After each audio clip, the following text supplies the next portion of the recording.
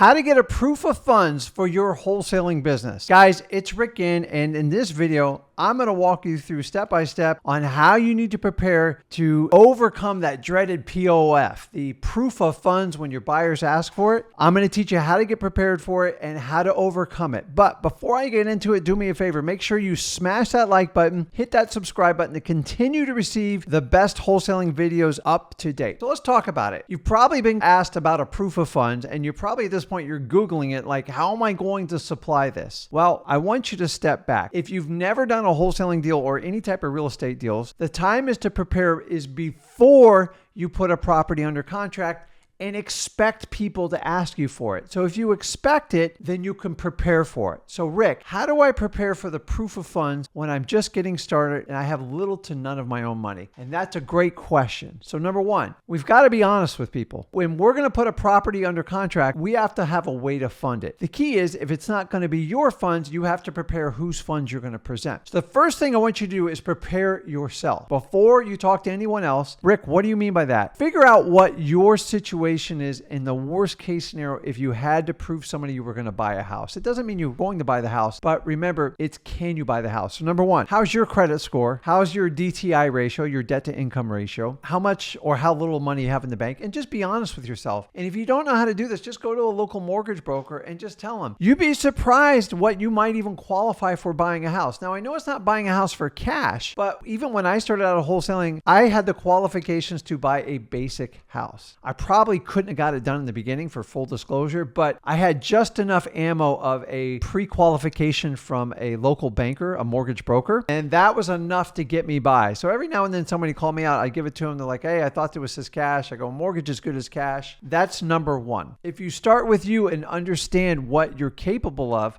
or not capable of, then you can move on to the next phase so you can overcome the proof of funds. Get that out of the way, because a lot of times you'd be surprised. Some of you guys are already qualified to a point where you could easily cover the proof of funds with just your mortgage bank's letter. And for the most part, homeowners, people selling property, especially motivated sellers, they don't go knee deep into the proof of funds. Realtors go knee deep in the proof of the funds because that's their job. Homeowners motivated, they just want to know you have the ability to buy the house. The reality is what you're going to do is this next step. If you guys are building your cash buyers list, and you should start building it before you put your first property under contract, is you technically are working with cash partners, because your goal as a wholesaler is to find really good deals with meat on the bone and give them to hungry, rich landlords, cash buyers, whatever you want to call them, and you make a fee for doing the hard work for them. And most people are okay with that. So the key is when you go out and market for cash buyers, you've got to pre-vet them. And when you pre-vet them, meaning you screen them, I like to talk to them on the phone. Guys, it's not about having thousands of cash buyers. It's about having quality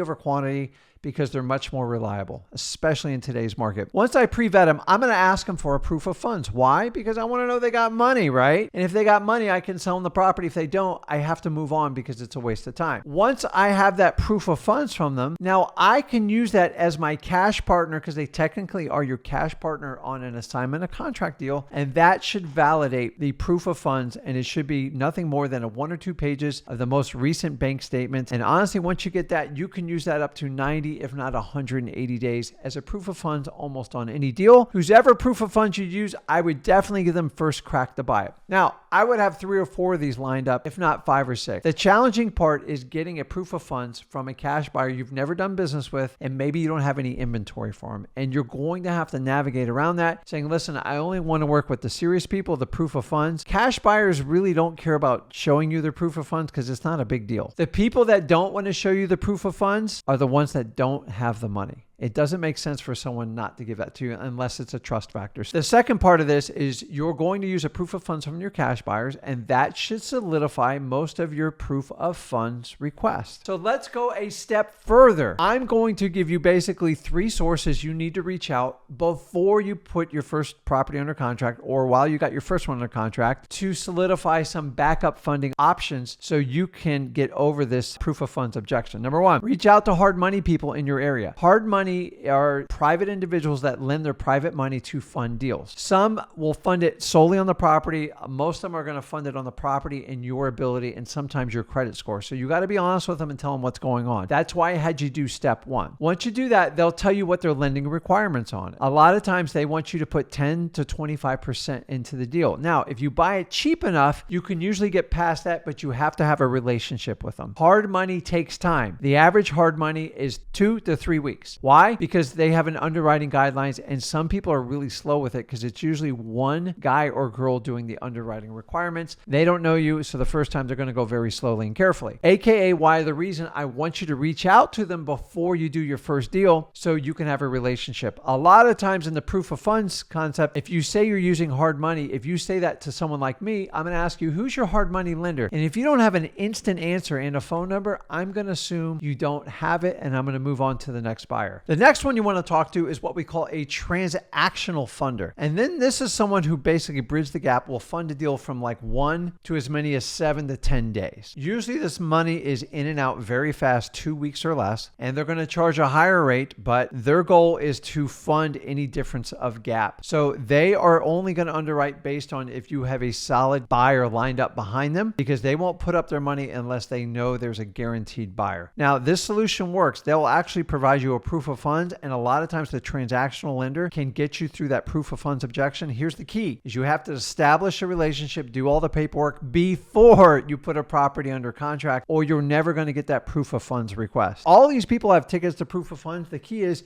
you can't just call people cold and say, hey, I need this, and they don't know anything about you. They need to get to know you before they will let you in to give you the proof of funds.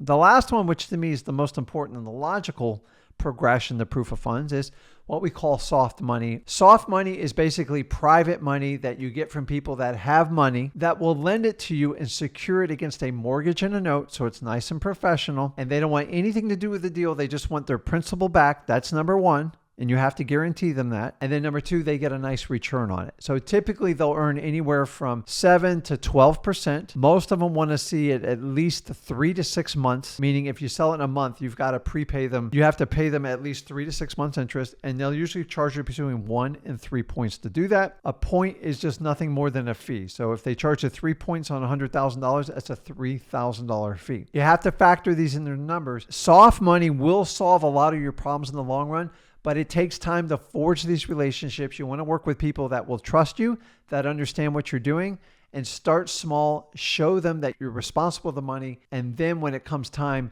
the proof of funds is a piece of cake. I would take this proof of funds progression order I've told you, and I would do it in the exact order I told you. Number one, you're going to start with you. Then you're going to start with your cash buyers by vetting them and asking them for a POF and letting them know that they're going to be your joint partners. When you present that thing, when you present your proof of funds to your buyers so they know you're legitimate, because you are going to bring partners through the property because you're most likely going to be assigning it. Then you're going to reach out to hard money lenders and find out what their requirements, and find one that you want to work with. Then you are going to find transactional lenders and you are going to fill out paperwork and set up a relationship with them. And then going forward, you are going to seek private money partners that want to get a return on their money, that want nothing to do with real estate. And you have to establish trust with them by recording a mortgage and note. And when that property's done, you pay them back, you make it a big deal. And then whatever you owe them, here's a little tip, guys. Give them more than you promised them, because people like to be surprised. So what you're going to do is you're going to give them a big, giant surprise. Yes, give them an extra $1,000 or $2,000. They took a big risk in you and you want to reward them for it. And usually they will bring back more money to the table for you and allow you to lend on future deals. So guys, let me know if you're going to use any of these techniques to solve your proof of funds issue. And guys, honestly, just walk through this progression, prepare for it, expect it, and have it vetted and ready to go before they ask you for it. And then you can never be surprised on a proof of funds. So guys, do me a favor. Let me know in the comments if you're using any of these proof of funds techniques. Guys, make sure you smash that like button, hit that subscribe button. This is Rick Ginn. I'll see you in the next video. Thanks.